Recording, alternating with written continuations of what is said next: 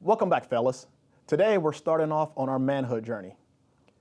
First off, I want to say if you truly want to dig deeper into the manhood journey, after you complete these lessons, I would highly suggest the 33 series by John Bryson or The Quest for Authentic Manhood by Robert M. Lewis. They explore and expose so much more than I could in the time that we have. Okay, what is biblical manhood? Biblical manhood is not being passive and checked out. It's leading by example in any situation you're in. A biblical man accepts responsibility for his actions and lives for something greater than what he wants right now. He understands his purity is a badge of honor, not a disgrace. He sees his wife as wise counsel and not a trophy or a servant. He sees his kids as gifts from God and disciples, not a burden or a way to relive past glory. He knows that men are meant to work. But most of all, biblical manhood is putting Jesus Christ at the center of your life and being able to trust and love him, knowing that you need him.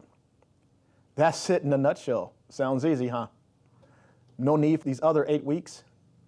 Well, if we were taught these things from birth, maybe it would be easy, but this is what I was taught.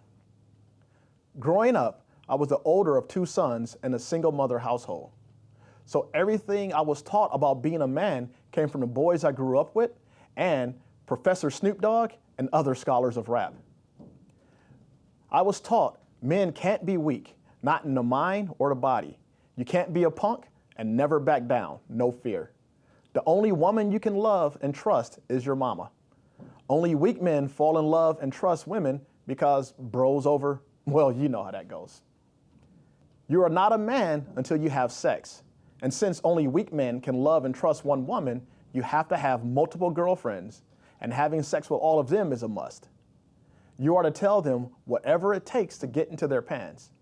And if they get too attached, you dump them, and then it's on to the next one. My professors also taught me that my happiness can come from a plant, a 40-ounce bottle, a red Solo cup, or a shot glass, because real men can outsmoke and outdrink anybody. You can't be broke. You have to have money.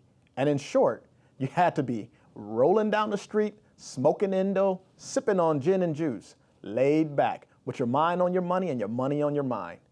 So here I am, about to graduate high school, thinking I'm a man. Most of my blocks are checked, except I'm not making enough money in my current job. This led me to join the Army, where my eyes were opened on a whole new level. It just so happened to solidify everything I thought about being a man. My basic training drill sergeant sat our platoon down and he told us every man should have 3 women in their life. One should be treated like the regular Army and given the majority of your time and funds. One must be treated like the Army Reserves, seen 1 weekend a month and 2 weeks a year, and given some of your funds. And the last one was to be treated like the National Guard, used during an emergency and given no funds. But they were all to be used how you saw fit. Going in, I thought porn was something to be ashamed of and hidden. Your own private stash. In the Army, it was talked about and traded openly with no shame.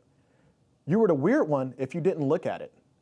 I also learned it's not cheating if it's in another zip code. Don't get me wrong, I love the Army and I'm extremely proud of my service and those that have and are serving. But if you have served in the military, you know what I'm talking about. Now, there were some Christian men who tried to talk sense into me, but I saw them as weak and not knowing how to have fun. I tried just as hard to show them what fun truly is. I was the serpent in the garden. I slowly started to see through some of the lies, but with 30 years of that kind of influence to deal with, it was hard. When I started to go to church, I still had some of that mindset. I saw that I needed to change, but I didn't want to change because that's hard. I want fun and easy, not hard and challenging. I didn't want to trust Jesus because a man doesn't need help. Only the weak need help. That would mean that I am weak and I can't be weak because I'm a man, I'm tough.